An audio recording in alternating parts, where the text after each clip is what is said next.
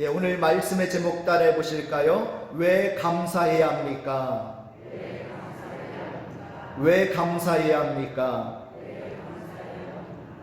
자, 다음 주일은 추수감사주일입니다.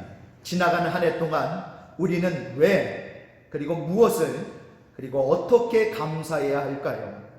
자, 오늘 우리를 감사로 인도해 주는 말씀이 있습니다. 바로 오늘 본문인 시편 23편입니다. 이 말씀은 우리가 너무나도 좋아하는 말씀으로서 심지어는 믿는 사람뿐만 아니라 믿지 않는 사람들도 좋아하는 그런 말씀이죠. 자, 우리 시편 23편 1절을 같이 읽습니다. 시작. 여호와는 나의 목자시니 내게 부족함이 없으리로다. 아멘.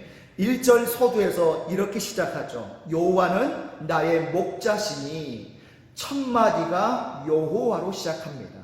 그리고 그 여호와가 모든 것을 이끌어갔죠. 1절에 여호와는 나의 목자시니, 2절에 그가 나를 푸른 풀밭에 누이시며, 3절에 그가 내 영혼을 소생시키시고, 4절에 주께서 나와 함께 하시니라. 5절에는 주께서 내 원수의 목전에서 내게 상을 차려주시고, 그리고 6절에는 내가 여호와의 집에 영원히 살리로다. 모든 것이 여호와로 시작해서 여호와로 마치고 있습니다. 이것이 우리의 감사의 핵심이다라는 거예요. 자, 그러면 우리는 왜 감사해야 하는 것일까요? 우리 화면을 보시면서 한번 따라해 보실까요? 첫 번째 따라해 보실까요? 하나님 때문에 감사합니다. 자, 오늘 1절에 뭐라고 나와 있습니까? 여호와는 나의 목자시니 내게 무엇이 없으리로다? 부족함이 없으리로다. 자, 여기서 주어는 여호와이죠. 우리는 다른 것 때문에 감사하지 않습니다. 여호와 하나님 때문에 감사합니다. 자, 시편 23편은요 모두 6절로 되어 있는데, 이 6절 안에 여호와, 주, 그 이런 단어가 6번 나오고요, 그리고 나라는 단어가 14번 나옵니다. 여호와 하나님은 철저히 나와 개인적인 관계를 맺고 있습니다. 어떻습니까?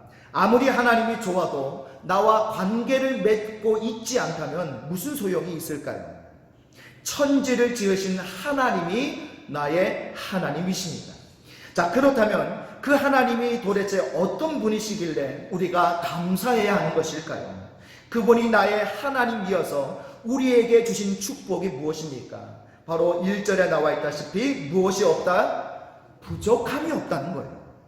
자, 그러면 여러분, 이 말이 모든 것이 완벽해서 하나도 모자람이 없다라는 그런 뜻일까요? 그런 뜻은 아닐 것입니다. 여러분, 우리 인생 가운데 언제나 완벽해서 모자람이 없는 때는 한 번도 없습니다. 이 말은 우리가 어떤 경우든지 만족한다는 그런 뜻이에요. 가장 소중한 분을 우리가 소유하고 있으니 다른 것이 있든 없든 상관없이 우리는 만족한다는 그런 뜻입니다. 그 소중한 분이 누구십니까? 바로 여호와 하나님이십니다. 우리의 모든 감사를 쭉 따져서 올라가서 보면 결국 만나게 되는 분이 누구냐? 바로 하나님이시다라는 거예요. 옛날 어느 나라 왕이 요리사가 만든 음식을 먹으며 감탄을 했습니다. 지금까지 왕이 먹어본 요리 중에 가장 맛이 있도다. 내가 그대에게 상을 주겠노라. 요리사가 그러자 이렇게 대답했습니다. 폐하, 칭찬해 주셔서 감사합니다만 이 요리는 좋은 야채 덕분입니다. 그러니 야채 장수에게 상을 주십시오. 왕이 야채 장수를 불렀습니다. 그대에게 상을 내리노라. 그러자 야채 장수가 말을 해요. 폐하, 저는 야채를 팔았을 뿐 야채를 재배한 사람은 농부입니다. 왕이 농부를 불렀습니다. 그대에게 상을 내리노라. 그래서 농부도 이렇게 이야기하는 거예요. 폐하, 저는 씨를 뿌리고 거름을 주었을 뿐 때를 따라 비를 주시고 햇볕을 주신 분은 하나님이십니다. 결국 하나님이 다 하신 것이에요. 모든 좋은 것은 하나님께로부터 나옵니다. 우리 야고보서 1장 17절을 같이 읽겠습니다. 시작. 온갖 좋은 은사와 온전한 선물이 다 위로부터 빛들의 아버지께로부터 내려오나니. 아멘. 여러분 찬송가 591장 후렴을 아십니까? 온갖 귀한 선물 주님이 주신 것 그 풍성하신 은혜를 다 감사드리세. 우리에게 좋은 부모님 계심을 우리는 감사하죠. 그런데 부모님을 누가 주셨습니까? 하나님이 주셨죠. 어떤 사람은 공부를 많이 했습니다. 하나님이 공부할 수 있는 지혜와 기회를 주신 거죠. 어떤 사람은 열심히 일해서 돈을 많이 벌었습니다. 하나님이 환경과 능력을 주셔서 돈을 벌게 해주신 거죠. 결국 하나님이 다 하신 거예요. 그래서 상은 하나님이 받으셔야 하는 것입니다. 그래서 여호와는 나의 목자시니 내게 부족함이 없습니다. 자, 우리 시편 23편 5절도 같이 했습니다. 5절 시작. 주께서 내 원수의 목전에서 내게 상을 차려주시고 기름을 내 머리에 부으셨으니 내 잔이 넘치나이다. 아멘. 자, 하나님 때문에 감사한 것은요, 우리가 평안할 때만이 아니에요. 원수의 목전에 있을 때에도 하나님은 우리의 목자가 되십니다. 우리가 세상에서 살아가는 한 항상 원수들이 있죠. 시편에는 원수라는 말이 68번, 대적이라는 말이 22번 나오는데요. 비슷한 표현까지 다 합치면 다윗은 시편에서 150번 가까이 이 원수라는 단어를 쓰고 있습니다. 그것은 다윗이 사울왕을 비롯한 수많은 대적들 때문에 고통 속에 살아야 했기 때문이죠. 우리 한번 말씀을 찾아볼까요? 시편 3편 1절입니다. 같이 읽습니다. 여호와여 나의 대적이 어찌 그리 많은지요. 일어나 나를 치는 자가 많으니이다. 이것이 다윗의 현실이었다는 거예요. 그러나 그 고통스러운 현실 속에서도 하나님은 다윗을 도우셨습니다. 원수의 목전에서 내게 상을 차려주시고 기름을 내 머리에 부으셨으니 내 잔이 넘칩니다. 어떤 초등학생이 집에서 공부는 안 하고 맨날 놀기만 해가지고 어느 날 아빠에게 크게 혼이 났습니다. 그래서 책상 앞에 이제 시무룩하게 앉아있는데 마침 이제 저녁 식사 시간이 됐습니다. 그래도 밥을 먹어야 하기 때문에 아빠가 아들을 불렀어요. 어이 아들, 밥 먹어야지. 자, 그리고 이제 식탁에 앉아있는데 아빠가 아들한테 이렇게 이야기해요. 오늘 네가 잘못했으니 대표 기도는 네가 해. 그래서 아들이 한참 뜸을 들이더니 이렇게 기도를 합니다. 하나님 감사합니다. 원수의 목전에서 상을 차려주시니 감사합니다. 여러분, 아빠가 원수이겠습니까? 아닙니다. 원수는 우리가 사는 악한 환경이에요. 우리 안에 있는 죄악입니다. 그러나 이것들이 하나님의 은혜를 막지는 못합니다. 일본 기업가 중에 전설로 꼽히는 마쓰시다 고노스케라는 사람이 있습니다. 이 사람은 내셔널이라는 기업을 차려서 크게 자수성가한 사람인데요. 자, 그런데 그는 어릴 때 집안의 몰락으로 인해서 초등학교 4학년을 다니다 중퇴를 하고 자전거포 점원으로 일을 시작했습니다. 그는 자라서 570개 기업 13만 명의 종업원을 거느린 대기업 총수가 되었습니다. 어떻게 성공했느냐고 묻는 기자들에게 그는 항상 세 가지를 말했습니다. 나는 가난했습니다. 몸도 허약했고 못 배웠습니다. 이 세 가지 때문에 제가 성공할 수 있었습니다. 가난했기 때문에 저는 부지런히 일했고, 몸이 약했기 때문에 열심히 운동했고, 못 배웠기 때문에 언제나 배우려고 애썼습니다. 그래서 여기까지 왔습니다 라고 이야기를 했다고 합니다. 우리가 하나님께 감사할 수 있는 것은 좋을 때나 나쁠 때나 항상 우리를 도와주시기 때문인 줄 믿습니다. 자, 두 번째로 우리는 왜 감사해야 할까요? 우리 화면 보시면서 따라해 보실까요? 하나님이 주신 은혜 때문에 감사합니다. 자, 우리가 감사할 수 있는 것은 하나님이 베푸신 은혜 때문이다라는 거예요. 하나님은 그렇다면 우리에게 어떤 은혜를 주셨을까요? 오늘 말씀에서 두 가지 하나님 주신 은혜를 이야기하고 있는데요. 자, 먼저는 따라해 보실까요? 내 영혼을 소생시켜 주신 은혜.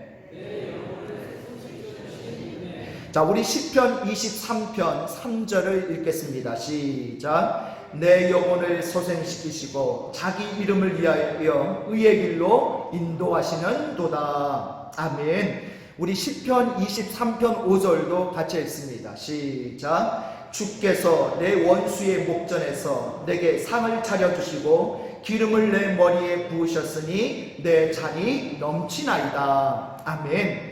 자, 하나님이 우리에게 주신 은혜가 영혼과 잔이다 라고 이야기하고 있죠. 그런데 여러분, 영혼이 먼저일까요? 잔이 먼저일까요? 자, 오늘 여기 말씀에 보면 뭐가 먼저 나옵니까? 영혼이 먼저 나오죠. 잔이 먼저가 아니고 영혼이 먼저다라는 거예요. 영혼이 먼저 소생되어야 인생의 잔도 넘치게 될 줄로 믿습니다. 영혼이 잘 되어야 범사가 잘 되고 강건해지게 되는 거예요. 자, 우리가 인간의 눈으로만 보면, 겉으로만 보면 우리의 문제가 잔의 문제인 것처럼 보입니다. 그러나 문제의 깊은 곳에 근본적인 원인은요, 잔의 문제가 아니라 영혼의 문제다라는 거예요. 영혼이 힘을 잃고 낙담하고 있는 것이 이게 가장 큰 문제죠. 그때마다 하나님은 우리 영혼을 그래서 어떻게 해주셨어요? 소생시켜 주셨다는 거예요. 때로 기도가 안 될 때도 있었습니다. 때로 예배드리고 싶지 않을 때도 있었습니다. 그때마다 하나님은 우리의 영혼을 위로하고 도우셨다라는 거예요. 자, 저도 개인적으로 그랬던 적이 있습니다. 사역이 너무너무 힘들어가지고 완전히 슬럼프 상태에 있었을 때가 있었어요. 그때 제 마음을 너무나도 잘 표현해 준 말씀이 하나 있었는데 시편 42편 5절 말씀이었어요. 그 말씀이 뭐냐?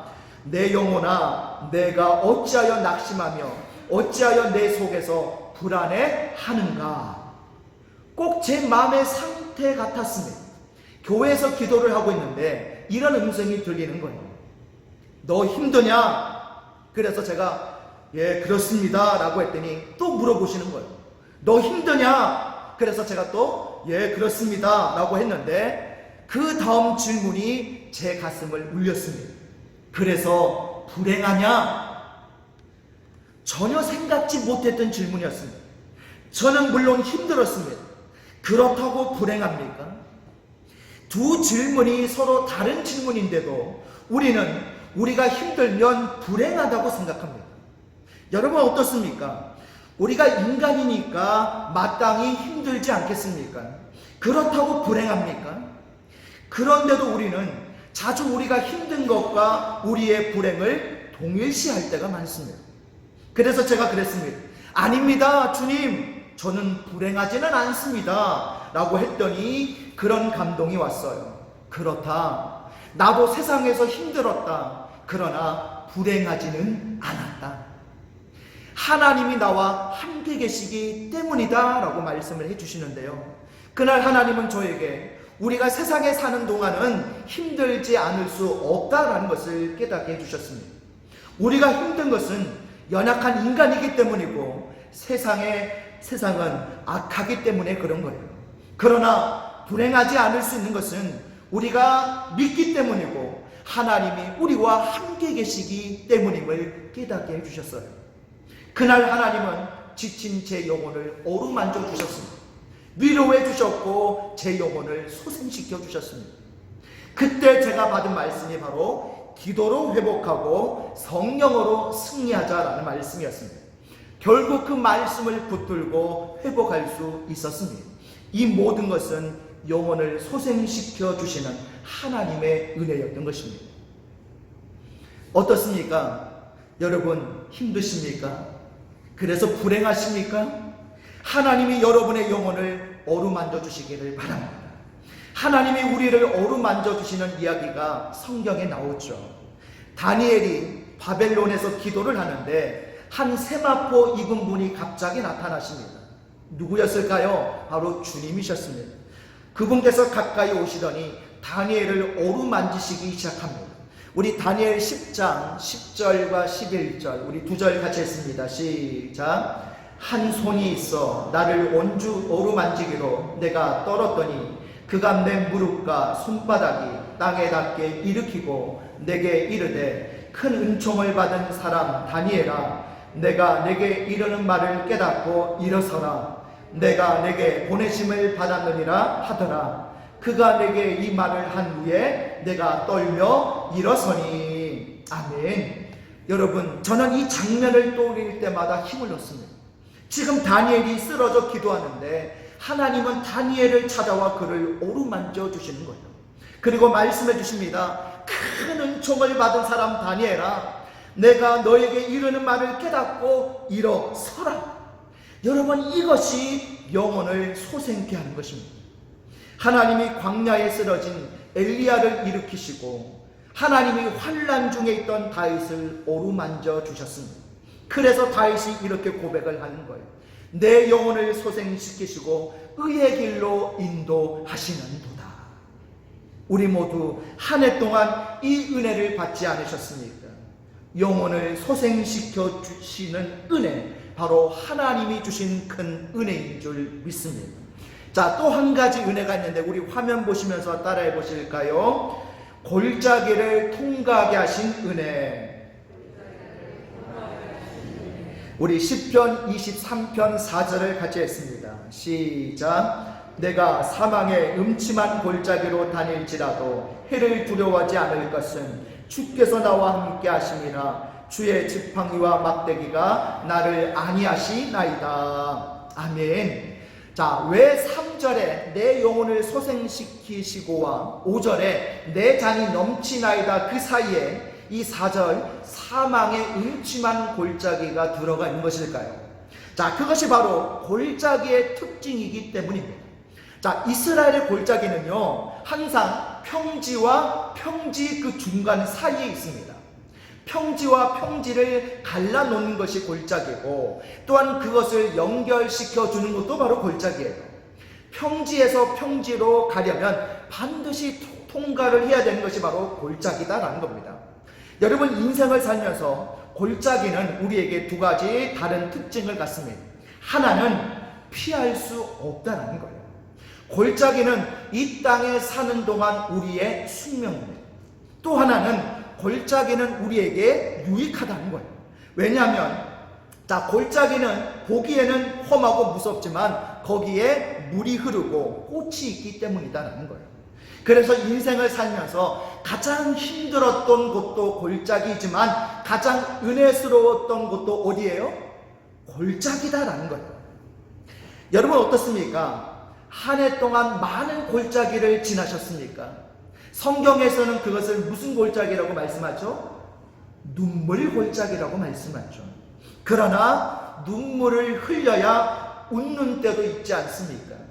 그 골짜기가 깊은 만큼 골짜기 때문에 우리가 겸손해지고 더 무릎 꿇고 기도하고 더 자신을 돌아보고 더 하나님을 의지하게 되지 않습니까? 언제부터 어떤 분이 새벽 기도회를 나오시는 거예요. 제가 그래서 물어봤습니다. 아니, 어떻게 새벽 기도회에 나오시게 되셨습니까? 라고 물어보니까 그분이 이렇게 대답을 하셔요. 예, 제 친정 어머니가 갑자기 뇌경색 판정을 받으셔가지고 다른 방법은 없고 제가 할 수 있는 건 기도밖에 할 수가 없어서 새벽 기도에 나오게 되었어요. 어머니 질병의 골짜기가 그분을 기도의 자리에 나오게 하신 겁니다. 어떤 부부가 있는데 이 아내가 병원에 입원을 하면서 남편이 수시로 그 아내가 입원해 있는 동안 병원을 자주 들락거리게 되면서 그러면서 그 전에는 부부 사이가 굉장히 안 좋았는데 이 부부간의 정이 다시 두터워지게 되는 거예요. 알아보니까 병원에 있어 보니까 그래도 내 남편밖에 없다라는 것을 아내가 깨닫게 된 거예요. 남편 입장에서도 아내가 병원에 있으니 정말 마음이 아프고 그동안 아내에게 못한 것만 생각이 나더라는 것입니다. 그러면서 그 아내가 남편한테 이런 말을 하더라는 거예요.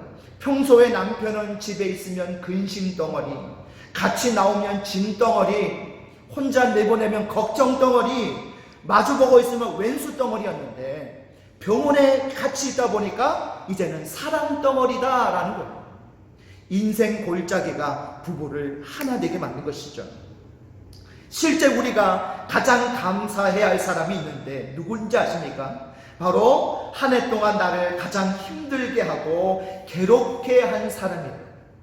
자, 그렇게 한 사람은 싫을지 모르지만 여러분 곰곰이 생각해 보면 그 사람 때문에 내가 더 기도하게 되고 조심하게 되고 자신을 돌아보게 되고 인간의 본성을 이해하게 되고 하나님을 더 의지할 수 있게 되었으니 한 해 동안 가장 감사할 사람은 나를 힘들게 한 그 사람이다라는 겁니다. 어느 교회에서 목사님이 설교를 하고 있었습니다. 여러분 중에 미워하는 사람이 한 사람도 없는 분 손 들어보세요 라고 이야기를 했는데 질문을 했는데 아무도 손을 드는 사람이 없는 거예요. 그래서 목사님이 다시 한번 질문을 했습니다. 아무도 없습니까? 손 들어보세요. 그때 맨 뒤에 있던 어떤 할아버지가 손을 드는 거예요. 목사님이 너무 감격스러워가지고 큰 소리로 그분에게 물어봤습니다. 할아버지, 아니 어떻게 그렇게 할 수 있었는지 말씀 좀 해주세요. 그래서 할아버지가 이렇게 대답을 했습니다. 하나 있었는데 죽어버렸어. 여러분 어떻습니까? 여러분을 힘들게 한 사람이 죽어서 화해할 기회조차 없는 것이 낫겠습니까? 아니면 살아서 언젠가 화해하고 사랑하게 되는 것이 낫겠습니까? 지금 살아있는 것이 낫지 않겠어요? 여러분 4절을 다시 보면 내가 사망의 음침한 골짜기로 다닐지라도 라고 말씀하고 있습니다. 골짜기는 집을 짓고 사는 곳이 아니라 통과하는 곳입니다. 지나가는 곳이에요. 아무리 그랜드 캐년 같은 큰 골짜기를 지나가도 언젠가 끝날 때고 영원히 계속되는 골짜기는 없습니다. 그리고 그 골짜기를 통과하면 아름다운 평지가 펼쳐집니다. 추수감사주를 한 주 앞두고 한 해 동안 통과한 이 사망의 음침한 골짜기로 인하여 감사합시다. 그 골짜기는 싫고 무섭고 다시는 기억하고 싶지 않지만 그것 때문에 내가 더 성숙해지고 겸손해지고 고개를 숙이게 되고 기도하게 되었다는 것을 믿습니다. 그 사망의 음침한 골짜기를 잘 통과하게 해주신 하나님, 앞으로 그런 골짜기가 있어도 두려움 없이 용감하게 통과할 수 있는 자신감을 주실 하나님께 감사할 수 있는 저와 여러분 되시기를 바랍니다. 마지막 세 번째로 우리는 왜 감사해야 합니까? 우리 화면 보시고 따라해 보실까요? 하나님의 약속 때문에 감사합니다. 자, 시편 23편이 우리에게 주는 마지막 감사는 하나님의 약속 때문입니다. 자, 지금까지 1절에서 5절을 보면 다윗이 다 과거형으로 말씀을 하고 있죠. 여호와는 나의 목자시니 내게 부족함이 없었다. 내 영혼을 소생시키시고 사망의 음침한 골짜기도 통과하게 하셨고 내 잔이 넘치게 하셨다. 그래서 감사했다. 자, 그러면 이제 여기에 질문이 하나 나오는 거죠. 앞으로는 어떻게 되겠느냐라는 거예요. 지금까지는 감사했는데 앞으로 어떻게 되겠습니까? 자, 그것에 대한 답이 6절이죠. 우리 시편 23편 6절을 같이 했습니다. 시작. 내 평생에 선하심과 인자하심이 반드시 나를 따르리니 내가 여호와의 집에 영원히 살리로다. 아멘. 자, 이 구절에서 가장 중요한 것은 뭘까요? 평생이라는 단어예요. 내 평생의 선하심과 인자하심이 반드시 나를 따르리니. 여러분 평생이 무슨 뜻입니까? 날 때부터 죽을 때까지죠. 한 사람이 살아온 모든 인생이 삶의 한 순간이나 부분이 아니에요. 다윗은 날 때부터 죽을 때까지 끊임없는 고통과 눈물 속에 살아왔습니다. 사울왕에게만 총 15번이나 쫓겨서 20여 년 동안 유다 광야를 전전해야만 했습니다. 그런데 오늘 말씀에서 그가 한 번도 과거의 아픔을 이야기하지 않고 있다. 이게 중요한 거예요. 그의 과거는 쫓기고 고통당하고 가슴 아픈 과거였지만 그럼에도 그는 과거에 사로잡혀 있지 않습니다. 그 대신 그는 미래를 바라보고 있죠. 내 평생에 하나님의 선하심과 인자하심이 반드시 나를 따르리라. 오히려 믿음으로 긍정으로 말하고 있습니다. 과거의 고통 가운데 도와주셨던 하나님이 미래에도 도와주실 것임을 바라보고 있죠. 성경의 핵심적 메시지가 바로 이거예요. 성경의 시간은요, 언제나 미래지향적입니다. 성경의 시간은 과거에 붙잡혀 있지 않습니다. 언제나 미래를 향해 담대하게 달려나갔죠. 성경의 첫 번째 책인 창세기는 여자의 후손으로 오실 메시아를 처음부터 예고해주고 있습니다. 아브람은 아직도 지시하지 않은 미래를 향해 갈대아 우르를 떠나고, 애굽에서 고난받던 이스라엘 백성은 젖과 꿀이 흐르는 가나안 땅을 향해 홍해바다를 건넙니다. 이사야는 처녀로 잉태할 아기를 예언하고, 말라기는 의의 태양으로 오실 메시아를 선포합니다. 약속대로 오신 예수님은 다시 오실 재림의 날에 등불 들고 서 있는 신부가 되라고 권면하고, 사도 바울도 예수님의 재림을 15번 이상 선포합니다. 그리고 마지막 책인 요한계시록마저 끝나는 책이 아니라 아멘 주 예수여 어서 오시옵소서라고 계속 미래를 지향합니다. 믿음은 끊임없이 이처럼 미래를 바라보는 거예요. 내 평생의 선하심과 인자하심이 반드시 나를 따르리니, 하나님의 선하심과 인자하심은요, 우리의 과거에만 해당되는 것이 아닙니다. 우리의 미래가 그렇게 될 것입니다. 미래는 미래에 가야 알 수 있는 것이 아니라 현재 우리 삶에 미리 당겨와서 살아야 되는 거예요. 어떻습니까? 여러분은 하나님은 어제나 오늘이나 영원토록 동일하신 분임을 믿습니까? 지난 세월 우리와 함께 하신 하나님, 앞으로도 함께 하실 줄 믿습니까? 지금까지도 하나님은 나에게 은혜로우셨지만 앞으로도 하나님은 은혜로우실 줄 믿습니까? 여러분, 고 강영우 박사님의 이름을 들어보셨습니까? 이 고 강영우 박사님은 췌장암으로 돌아가신 분인데, 췌장암 때문에 더 이상 못 산다라고 사형 선고를 받은 후에 치료받기를 거절하고 차라리 남은 시간 동안 그에게 사랑을 준 사람들에게 감사하고 싶어 했습니다. 그래서 그가 남긴 감사 편지가 있는데, 그 편지 중에 일부분 내용을 읽어드리겠습니다. 누구보다 행복하고 축복받은 삶을 살아온 제가 이렇게 주변을 정리하고 사랑하는 사람들에게 작별 인사를 할 시간을 허락받아 감사합니다. 한 분 한 분 찾아뵙고 인사드려야 하겠지만 그렇게 하지 못하는 점을 너그러운 마음으로 이해해 주시기 바랍니다. 여러분들로 인해 저의 삶이 더욱 사랑으로 충만했고 은혜로웠습니다. 감사합니다. 제가 마지막으로 제 가족과 함께 제 마지막 생일 케이크에 초를 끄면서 저는 더 이상 소원을 빌지 않았습니다. 그 이유는 하나님이 저에게 모든 소원을 다 이루어 주셨기 때문입니다. 대신 저는 감사의 기도를 드렸습니다. 돌이켜보면 저는 얼마나 많이 감사의 기도보다 간구의 기도를 드렸던가요? 사실 하나님이 원하셨던 것은 간구의 기도가 아니라 감사의 기도였습니다. 이제라도 제 남은 생애에 감사의 기도를 드리고자 합니다. 자, 이런 편지를 이제 썼는데, 그리고 그 감사 중에는 아내에 대한 뭉클한, 아주 가슴 뭉클한 감사의 편지 내용이 있었습니다. 제가 읽어드릴게요. 50년 전에 만난 예쁜 여대생 누나, 아마 연상이었나 봐요. 자, 당돌한 여대생 당신은 하나님이 내게 보내신 날개 없는 천사였습니다. 이 순간 나의 가슴을 가득 채우는 것은 당신을 향한 감사함과 미안함입니다. 아직도 눈부시게 빛나고 있는 당신을 가슴 한가득 품고 떠납니다. 더 오래 함께 해주지 못해 미안합니다. 나의 어둠을 밝혀주는 촛불 사랑합니다. 그리고 고마웠습니다. 자, 이 고 강영우 박사님의 마지막 말은요, 고마웠습니다 라는 말이었습니다. 우리도 우리의 일생을 최선을 다해 살다가 하나님이 부르실 때 하나님 감사합니다 하고 찬란한 미래로 떠날 수 있을까요? 시편 23편 6절, 내 평생의 선하심과 인자하심이 반드시 나를 따르리니 내가 여호와의 집에 영원히 살리로다.